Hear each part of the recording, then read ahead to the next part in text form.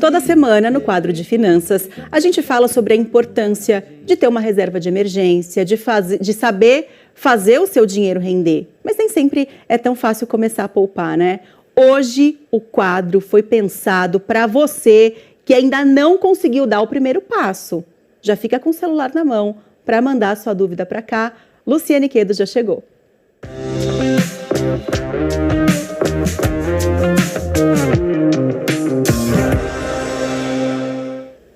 Bom dia, Lu. Bem-vinda mais uma vez, tudo bem? Bom dia aí para quem nos assiste. Ô, Lu, a gente nem começou ainda, mas já chegou pergunta. Olha que coisa boa! Então, eu vou começar repassando a pergunta, pode ser? Vamos lá. Quem mandou a mensagem pra gente foi o Pedro Gabriel, de Tremembé. Ele disse o seguinte: primeira vez que eu estou vendo o programa, estou adorando, Marcela. Muito obrigada, bem-vindo. Que você chegue para ficar, viu? Ó, tenhamos todos uma ótima semana. Amém. Ele disse: a maior dificuldade em guardar dinheiro hoje em dia é que os produtos estão ficando cada vez mais caros. Então, mesmo você não pagando aluguel, ainda fica difícil guardar aquele dinheirinho.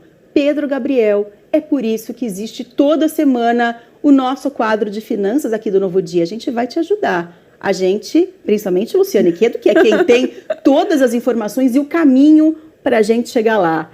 É difícil, é a realidade da maioria, provavelmente, sim, né? A gente tem muitos gastos, as coisas estão ficando cada vez mais caras, mas a gente precisa rebolar e fazer o caminho direitinho para conseguir guardar o dinheiro, né, Lu? Exatamente.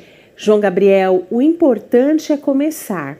Quando a gente espera o mês acabar, espera fazer todas as compras para depois investir, simplesmente acaba o dinheiro e a gente não começa. Hoje a gente vai falar aqui sobre dois grandes erros que te impedem de começar. O primeiro deles é, sem dúvidas, gastar mais do que ganha. Então a gente pode se ajudar a evitar esse grande erro para que a gente efetivamente comece a investir. E qual que é o primeiro passo para evitar esse erro? Sim, o primeiro passo é ter um orçamento. Então você precisa, sim, anotar todas as suas despesas, todas as suas receitas, para que você decida antecipadamente antes de gastar. Se a gente deixa para decidir na hora que a gente vai às compras ou durante o mês acontecendo com várias outras coisas, a gente simplesmente não consegue. Outro ponto importante, Marcela, é ter uma conta aberta, ou num banco digital ou numa corretora. Nós ainda temos 34 milhões de pessoas que não são bancarizadas, que simplesmente não têm contas nos bancos. 10% nunca abriram conta e os outros 11% simplesmente não movimentam aquela conta que abriram. Então hoje você estar bancarizado e ter acesso a produtos financeiros também vai evitar, Gabriel, que esse efeito aí da inflação você perca dinheiro guardando embaixo do colchão, porque ele vai se desvalorizando. Tem uma outra coisa que você já falou algumas vezes, que é importante a gente falar novamente. Eu falei que a gente ia dar o caminho para as pessoas de fato entenderem como é possível começar a guardar dinheiro. É claro, gente, que a gente provavelmente vai começar aos pouquinhos. A gente não vai conseguir fazer o dinheiro multiplicar do nada.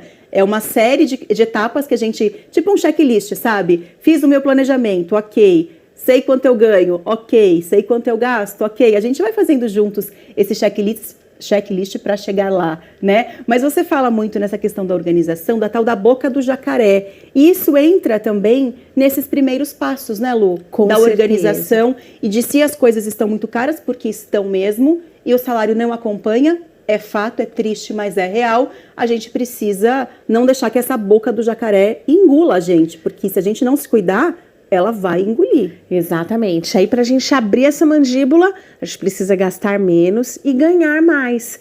A gente já falou aqui algumas vezes, mas sabe aquela coisa que você faz, que todo mundo te elogia? Às vezes é um bolo, às vezes é a forma de ensinar alguém. E isso pode gerar uma renda extra para que você comece.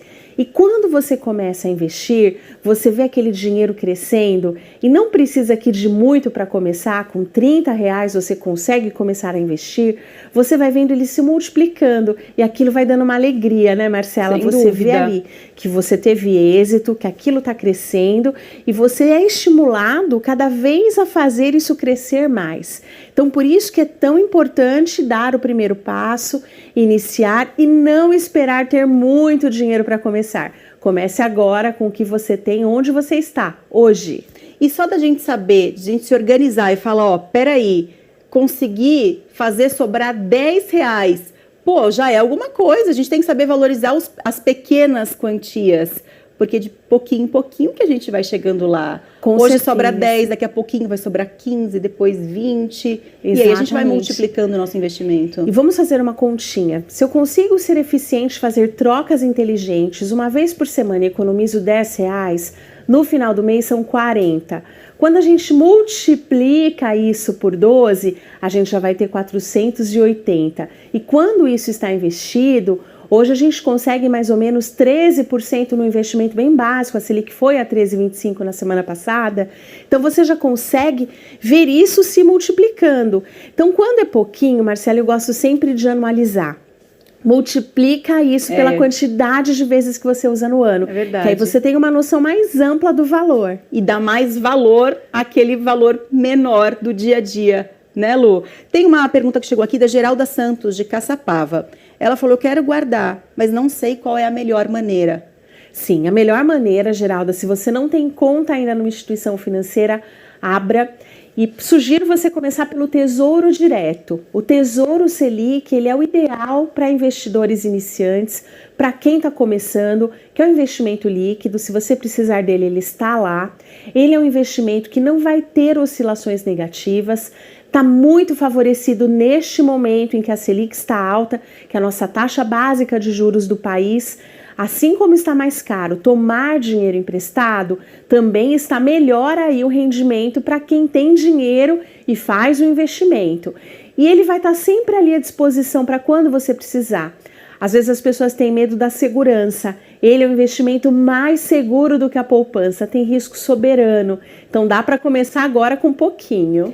Se a gente for esperar o momento ideal, ele nunca vai chegar. Sinto informar, não é verdade? Porque, por exemplo, a Mari de Taubaté falou, olha, é muito difícil, porque quando a gente começa a economizar, vem os filhos para não deixar a gente economizar. Ela colocou um kkkk de risada, mas você tá rindo de nervoso, né? Porque é verdade isso. Aí vem os filhos e a gente tem gasta ainda mais. Filho, como diz meu pai, é gasto eterno. Cada hora, primeiro é com fralda, depois é com escola, depois é com roupa, depois, enfim. Vem os netos, e aí gasta mais ainda. Mas e aí, assim, entre parênteses, que eu não vou deixar de ler essa parte, porque muito nos interessa, ela disse, Marcela, você e a Lu estão arrasando, duas maravilhosas. Ai, que linda! Mas veja, o momento ideal não existe, né, Lu? Não existe. A gente tem que fazer render o hoje. E pensa que são vários pratinhos que a gente não pode deixar nenhum cair e quebrar. Tem os filhos, que hoje, gente, um filho vai depender de você até aproximadamente os 24 anos.